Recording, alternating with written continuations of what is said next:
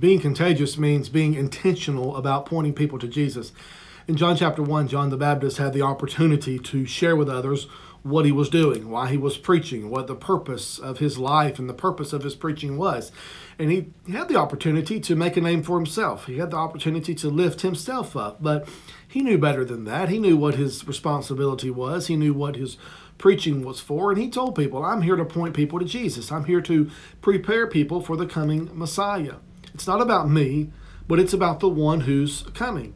And for John the Baptist to do that, it took courage, it took passion. Again, it took a responsibility of knowing that he was a child of God.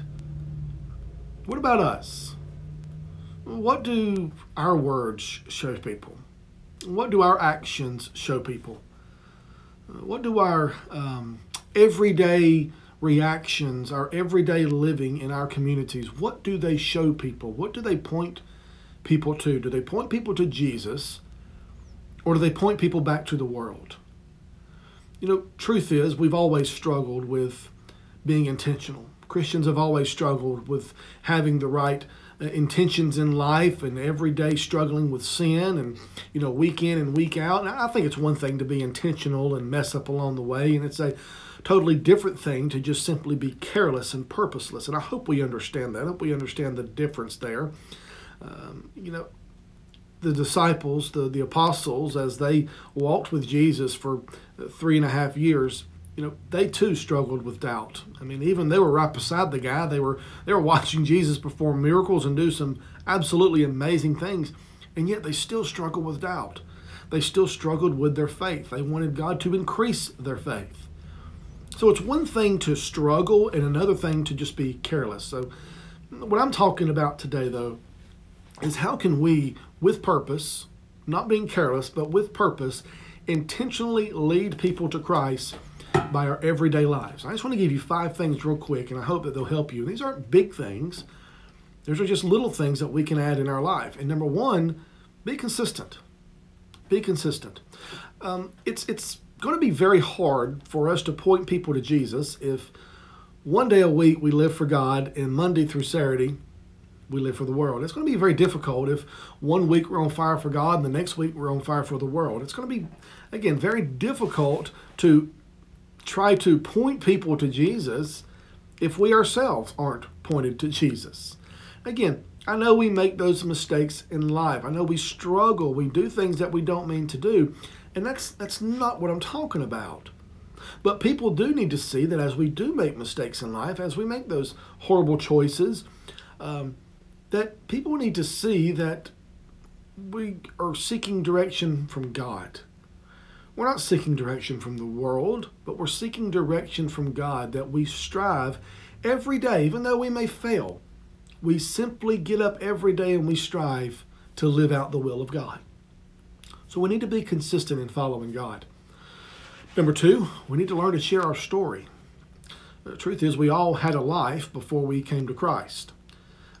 I know I was very young when I came to Christ. I don't remember much of my childhood. I remember a few things, but I have talked to people who had some pretty radical transformation when they came to Christ. Like it was apples and oranges. It was night and day, the life that they lived and the life that they live now. My point is this: personal stories can be so powerful. That's why we see them all throughout the Bible. Often people get the idea that, Christians are this perfect group of people that never do anything wrong, and we know different, don't we?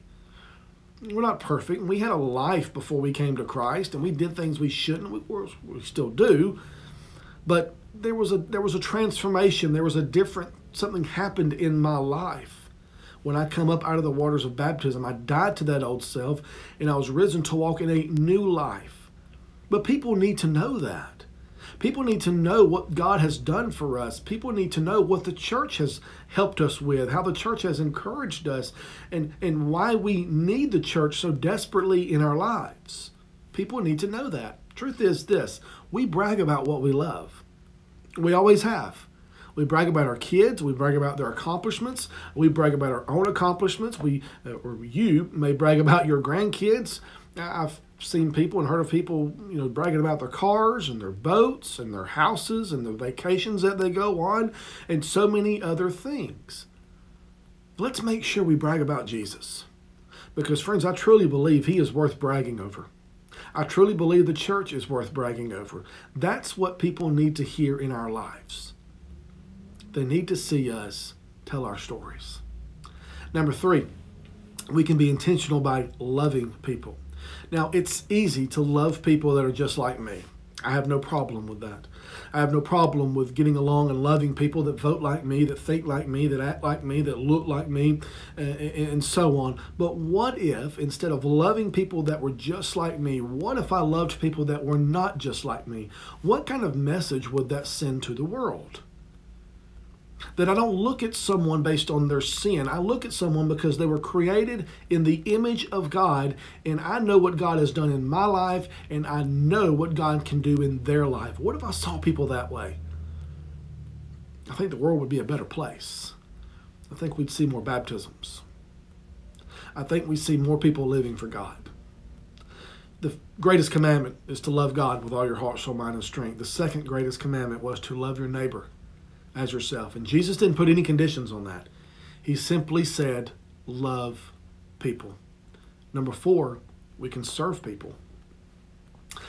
When you're trying to tell someone about Jesus and there is an obvious need to be met, more than likely your words are going to be meaningless. There's an old saying, and I truly believe it 100%, that no one cares what you know until they know that you care. Again, I believe that's true.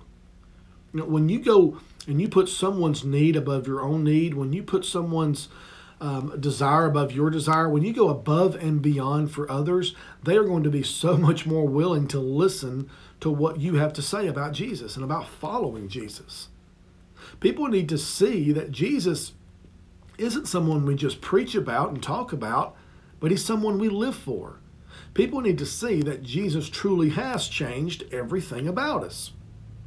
They don't need to see us just preach it. They need to see us live it.